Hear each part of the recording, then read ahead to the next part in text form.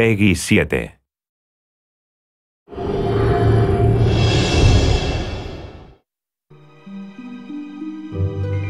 Disney Epic Mickey, The Power of Two, was always planned to be about Oswald as a featured player. Now you get to be.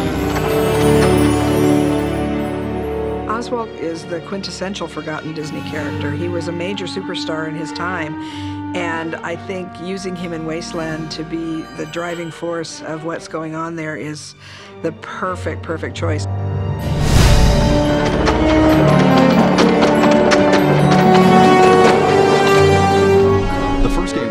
About reintroducing Oswald, reminding the world who he was. In The Power of Two, we really can have this relationship develop in ways that we couldn't before.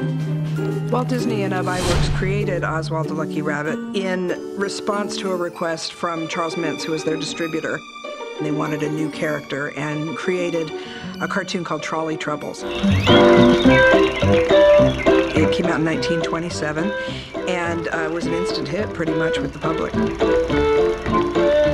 the cartoons Walt and AVerMedia made, he's always had an amazing sort of plastic quality. He can take his head off and roll it around like a bowling ball. He can break down into a dozen little versions of himself. He was constantly using his ears. He would wind them up like a helicopter, or he'd use them as an oar. We wanted to use some of those things that Walt and Ub created as gameplay elements.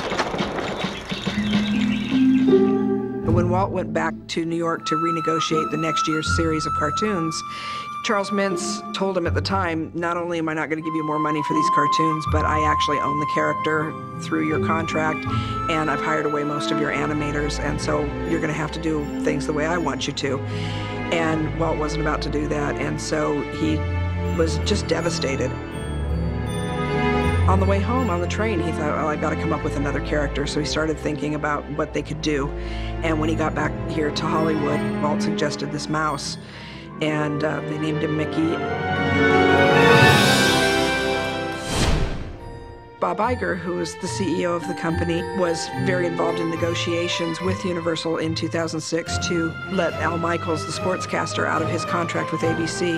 But during those negotiations, Bob suddenly piped up with an idea as part of the negotiations to bring Oswald back, trading Al Michaels for a cartoon character. I think even Al Michaels was surprised by that.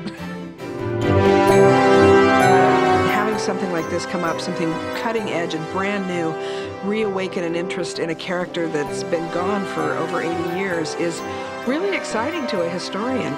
But the fact that he's taking that next step is huge for me. I love that little guy to death, and I want to see him as big and as famous as Mickey. So this is his next step towards having his own star on the Hollywood Walk of Fame, you know?